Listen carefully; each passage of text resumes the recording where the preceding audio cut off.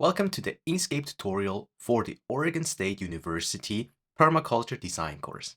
My name is Mike and I completed the PDC course in June 2025. In this introductory video, I will walk you through the basics of creating your maps using Inkscape. Inkscape is an alternative software to Google Slides for you to create your maps. Why should you use Inkscape? Inkscape is free. It is fairly straightforward to use. I'm also not an expert. I learned how to use Inkscape for the PDC course. It takes a little bit of time to get used to, but it will definitely save you a lot of time later down the course. The biggest advantage over Google Slides are layers. Don't worry if you don't know what a layer is. By the end of the video, you will not only know what a layer is, but you also know how to use them in Inkscape. Let's go! To get started with Inkscape, you'll just type into Google Inkscape and go to inkscape.com and download the software. Choose whichever operating system you have. For me, this would be Mac OS. Once the download starts, save it and install it. When you then open the software,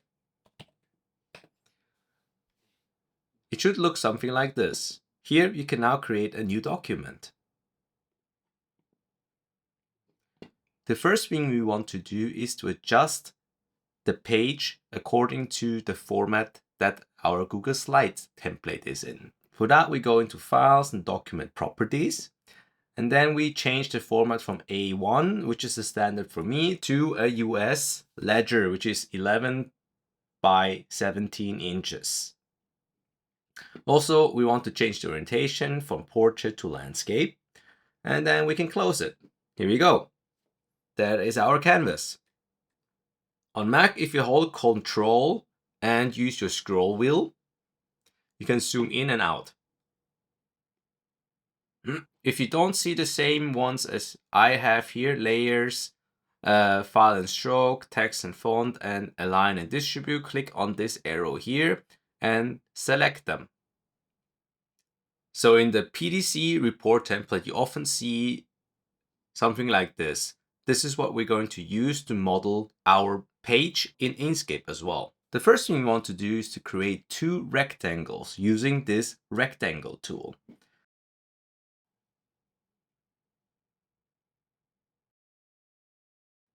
We click back onto the Selector Tool to move it down a little bit and also to shrink it a little bit. Here we go. With the Selector Tool, you can select all the objects. And I want to change some of the properties of this rectangle. The first thing is I want to change it to a no fill. For that, I go into this tab called Fill and Stroke.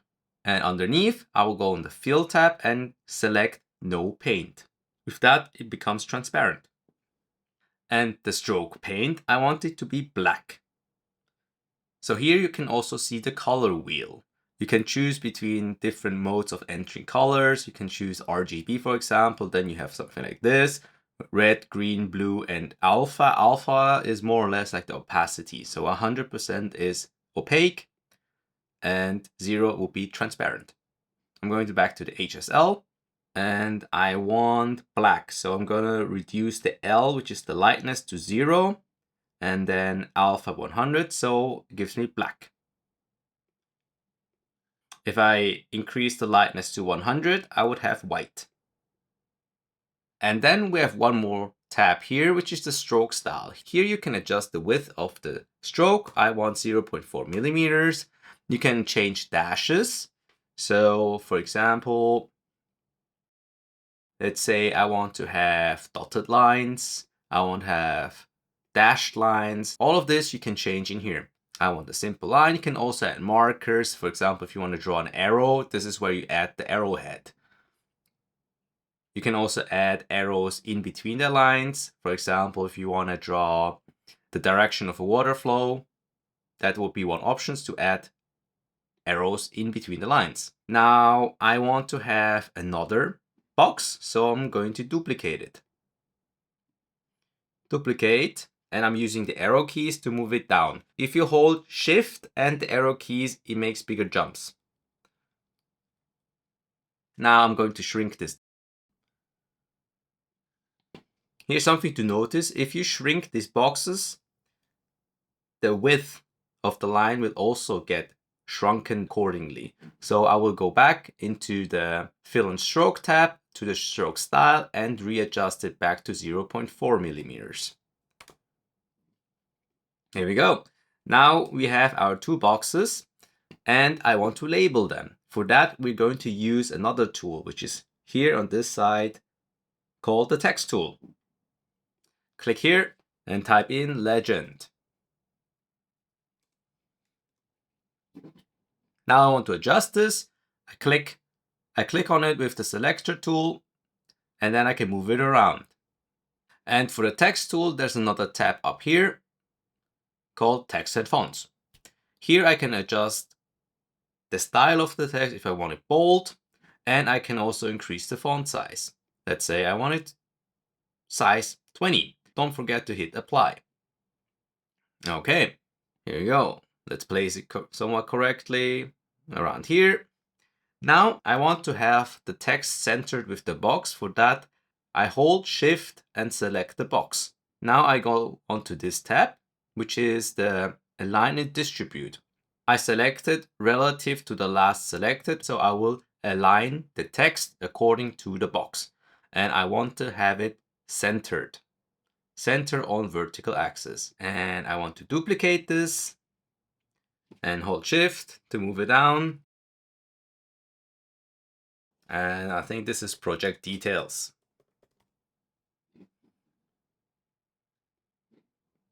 And again, hold Shift to select the box and center. Very good. Let's add some more text in here. I think what is added here is project name, area, project coordinates, and so on. You can add this text here and you can center them. I want to align them to project name. Here we go. And I want to align this to project name as well. Move them up with the arrow keys. Select multiple ones using Shift and click on them. Now we want to import our satellite image from Google Earth. Click on Import. We get a pop-up window like this. Click OK. And here we go. So let's resize this image so that it fits. If you want to resize, you can click on the image and then you get those arrows on all four corners and all four sides. You can increase, you can shrink them, but as you see, it doesn't keep its aspect ratio. Control C to undo. If you hold Control on Mac, if you resize it, it will maintain the aspect ratio. I want to reduce the opacity of it a little bit so I can see the underneath text boxes as well. I'm holding Control and I click here and I want to maximize the area of the property, which is about here. Now increase the opacity again. I will make a copy of this for later. I'll disable visibility on the copy. So, and now I want to cut out the picture. And to cut out the picture in Inkscape, you draw a rectangle the way you want to cut out the picture. So for me, that will be somewhere around here. Maybe a little larger. Yeah, something like this. All right. Then I go on to the layers and the object tab. Click on here. And now select the rectangle that we just drew and the image underneath by holding Shift and clicking on both of them. Now with both of these selected, right click and set clip. Here we go. The image is now cut. Now typically one of the first things you will do for your base map is to draw the boundaries of the site. We use the pen tool. This pen tool can do two things. It can draw closed objects like this thing here that you can fill with a color if you want to. Or you can also draw simple lines like this. And to end the line drawing tool, hit enter. And you can remove the fill. Okay, let's delete this and use this pen tool to draw the borders. Okay, pen, here we go. Let's start.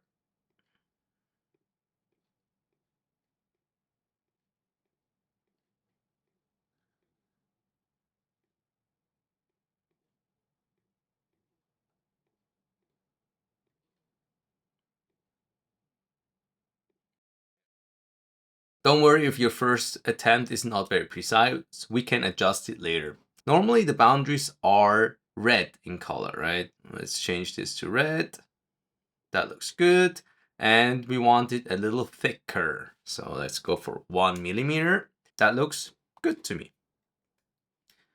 Underneath the Selector tool, there is the Node tool, with which if you click on any of the lines that we've drawn, you can see all of the nodes. So I can see here that I didn't really hit this boundary. So I'll click on the node that is out of place and move it. You can also see that some of the nodes, they have like edges and stuff, which doesn't really fit the contour as much. So select it. I can select all of them and then come here onto this node and make selected nodes smooth. You can see that it gives each node those little handles with which you can adjust the curvature of the node. I have a few more here that I want to adjust. Here we go, make smooth. Great. I don't like how this one is out of place, so I'm going to move this one. Looks alright to me. And also what they will ask you pretty soon is to draw the existing vegetation. So on this property, there is one tree here. So let's use this ellipse or arc tool to draw a circle. If you hold Control on Mac, it will give you a perfect circle. So let's move this over here, place it on top of the tree. Now, a tree is usually some shade of green. So let's change that. First, the stroke paint, I would like to have some kind of darker green. Let's go to green, change it to something like here. Looks good to me. And I want it to have it filled. So with some kind of lighter green.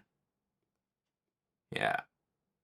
And then one more thing, I would like to see through the tree to see what's underneath it. And for that, I'll change the alpha or the opacity of the green. Let's say I'll change it to 50%. Yeah, now you can see that I can somewhat see through it. Very good. And a tree also usually comes with a stem. Let's add this. Here we go. And I want to have it aligned with this tree. I'm going to the Align it Distribute and hit Center on vertical axis and center on horizontal axis. Here you go. This is our tree. Remember that I asked you to duplicate the image. This is because I want to draw the scale bar as well as the compass needles. So for the scale bar, make a rectangle. I would choose some nice round numbers, 170 and 9. 168. Looks about right. And I want to change the color of it into white. And I want a thin black stroke. Let's do 0.3. This is how it looks. It's a little opaque. I don't want opaque, so I'm going to increase this back. Yeah. And the scale bar usually looks like this. Let's use this as an exercise to practice alignment. I'm going to duplicate this. And I want to have it. Oh. Because I changed the width of the stroke, the width and the height of the rectangle also changed. So we'll change this back to 168 as well as 8.4. Very good. Then also I will duplicate this again. So I want to create the black bar, which means it's half the width, 84, and also half the height, 4.2. Very good. And the fill this time is black. I'm going to reduce it here. I'm going to mark this and go to the line. I want to align to the bottom edges, and I want to align it to the right edge, which is here. Let's do that. And I want to divide this by 5, 16.8. Go. I want to align this with this. And I want to align it to align right edges of objects to the left edge of an anchor. Yes, I want this. Align bottom edge of the to the top edge of an anchor. Yes, I want this. Now we do this and duplicate that again. Yes, here we go.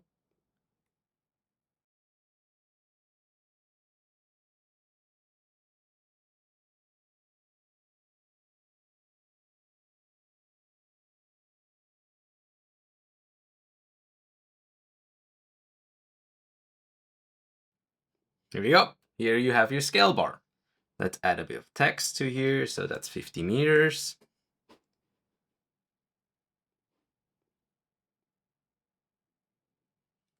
Duplicate that. The middle one is 25 meters. And the little one is 5 meters.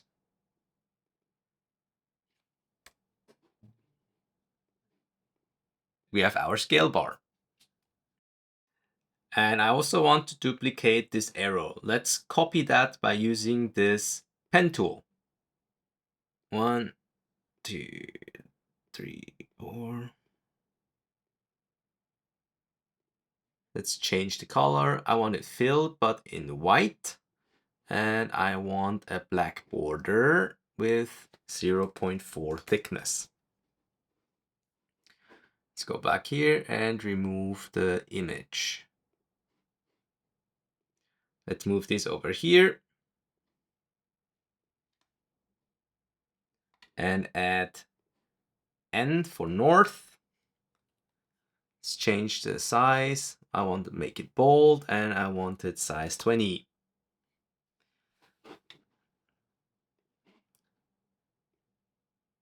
Excellent.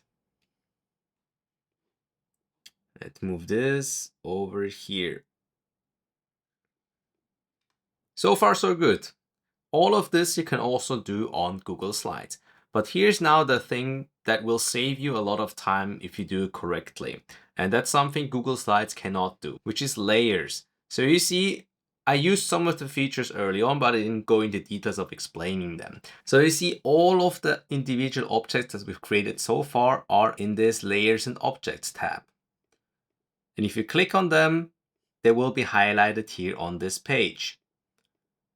And it also goes the other way around. If you click on something on the image, it will be highlighted here in the layers. What you can do here is to group them. So for example, you have here the stem as well as the tree itself, right?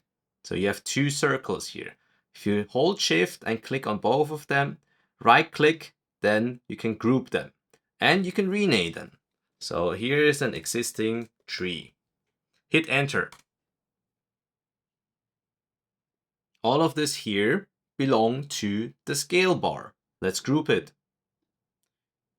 Right click, group, and then I can call it scale bar. Don't forget to hit enter, scale bar, enter. Or those two things here, the N and the arrow, those are the compass needle. Group, compass needle. So in case I need to ever move the scale bar again, I can click on it and it selects everything. If I click on the image, then I can also move it around as a whole, as an entire group. It's very handy.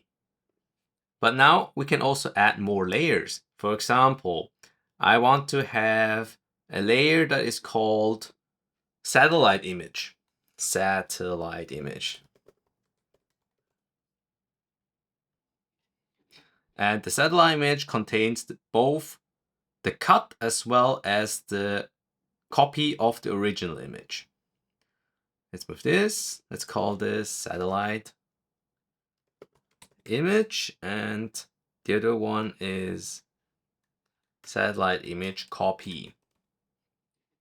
I want to move both of them into this satellite image. You can do this by dragging and dropping them, or you can also right click on them and click on move to layer, satellite image.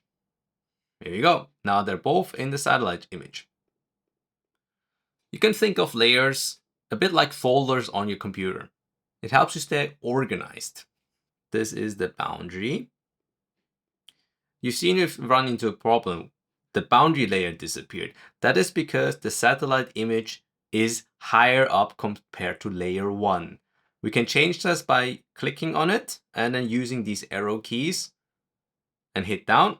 So the satellite image is now below layer 1, and as you can see, the boundary layer is back. So I want to create another layer which is called base map.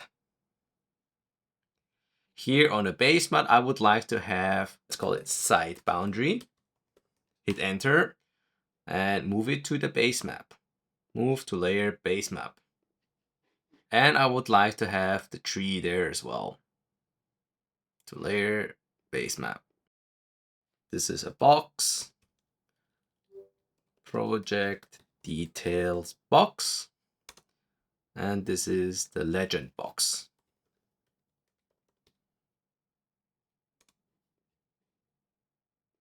You have a layer called legends, legend, and a layer called project details. And I want to move all of these tags, including the project detail, into the right layer. Move to layer, project details. And the legend box, I want to move it to the legend. And for the boundary one, I want to duplicate this one. Duplicate. And grass. And I want to fill it with a light green.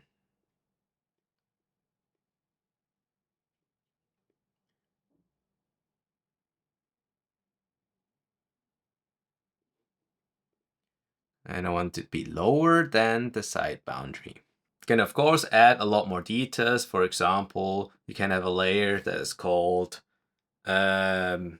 structures. You can have a layer that's called utilities, and so on. But you can also have this inside the base map.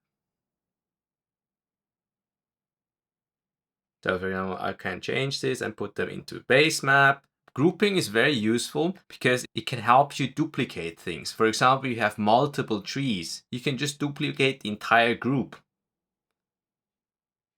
Duplicate, and then move it.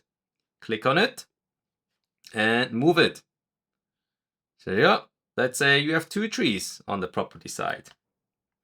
One here, and it's exactly the same.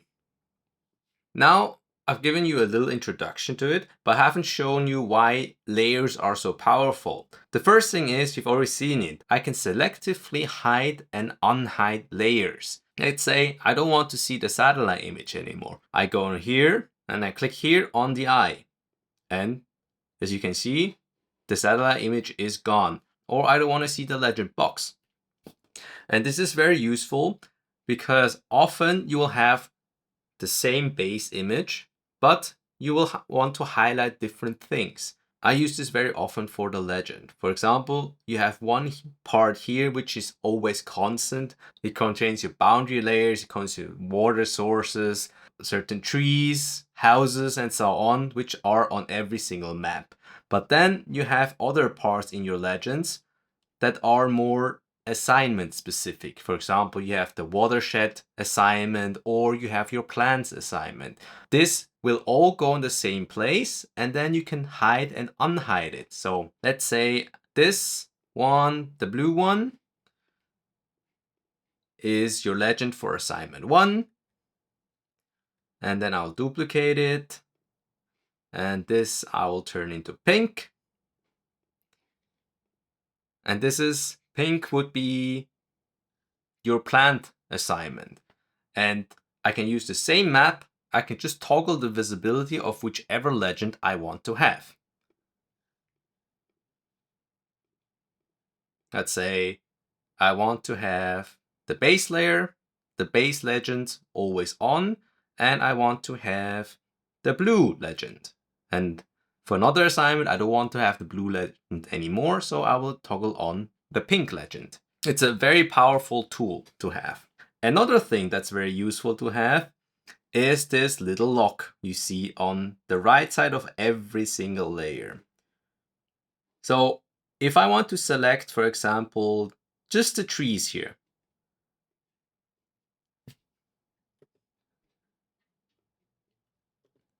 I will always struggle a little bit because in Inkscape, you need to select the entirety, not just parts of it. Otherwise, it doesn't get selected. So for me to select everything, I probably have to do something like this. Here we go. I managed to select it, but it's a little bit of a struggle. So what you can do is you can click on the lock here for the satellite image, as well as the boundary and the grass.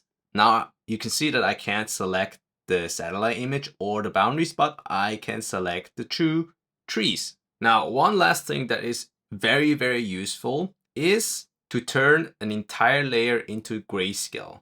Often for the assignments, you will be asked to use the grayscale base layer as your foundation and add on top the new designs that you create. And for that, you want to duplicate your base layer. So where's the base map? Here we go. That's the base map.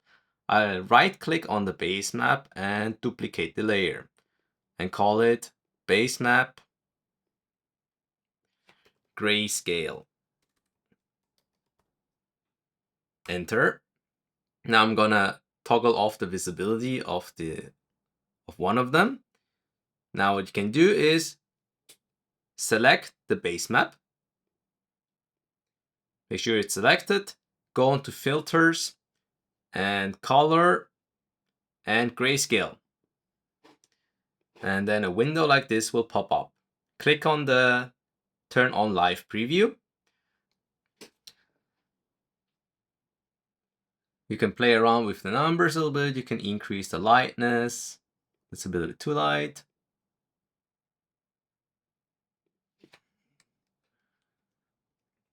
Five. You can reduce the green ones a little bit.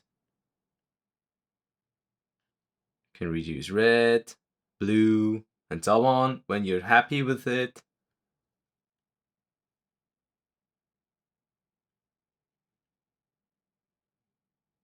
When you're happy with it, you can hit apply.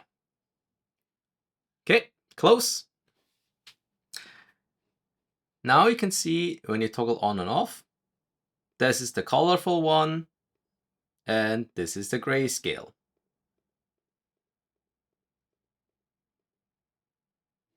And then if I turn off the satellite image, grayscale, colorful one, grayscale. It's a very easy way to create a grayscale of any layer you want. You can also change the opacity of entire layers. Why is this useful? For example, when you want to draw your contour lines. First, I'm going to create a new layer called contour lines, and I'll add them. So any new things that you'll add, if one of the layers is selected, will automatically be assigned to that layer. So if I now import my contour lines overlay picture, there we go. You can see it's here. I want to rotate this picture. So I'll select it and I click again, and then the corners turn into something like this, and I can turn it 90 degrees. Or I can also just hit this one and it turns 90 degrees. Hit Control to keep the aspect ratio. I want to align the contour lines with my satellite image underneath. And for that, what you can do is you go on the layers and you go into the image and you see this black rectangle here. It says opacity. You can change the opacity of it so you can see the layers underneath. So I want to turn it a little bit.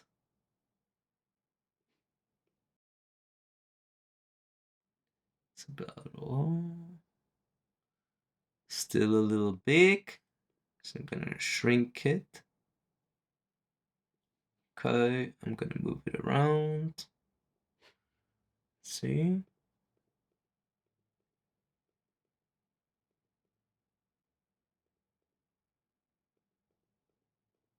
And to increase the opacity a little bit. Yeah, this looks somewhat okay. Excellent. So now you can actually draw the contour lines by using the pen tool. Let's say, let's go this one.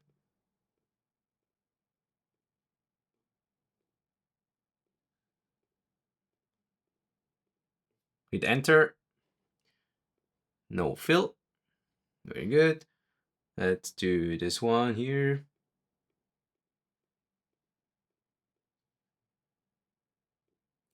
And so on. And the nice thing is about the contour lines, you might not always want to have them visible, right? So you can just click on here and hide them. Or you can hide them.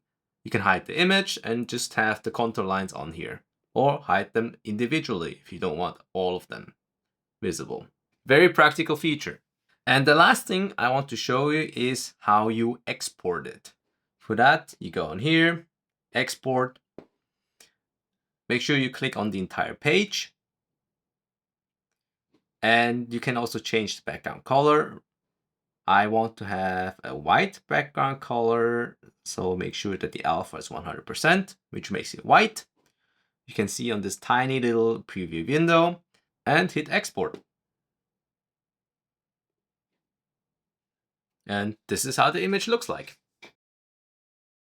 A couple more tips and tricks for working with Inkscape. I would recommend to lock all the layers you are not actively working on. That way, you can avoid accidentally selecting or modifying anything you don't want. It is up to you how granular you want the layers and how much effort you want to put into naming all the objects. It is a personal preference. The last tip I have for you is to save multiple versions of your document. I used to save one version per assignment. That way, I can always go back to the previous version if something went wrong. I hope you found this tutorial useful, and I hope you will give Inkscape a try and stick with it even when the Google Slide tools appear to be the easier option. It really will make your life simpler, especially towards the end of the course. I wish you all the best for your PDC course, and thank you for watching.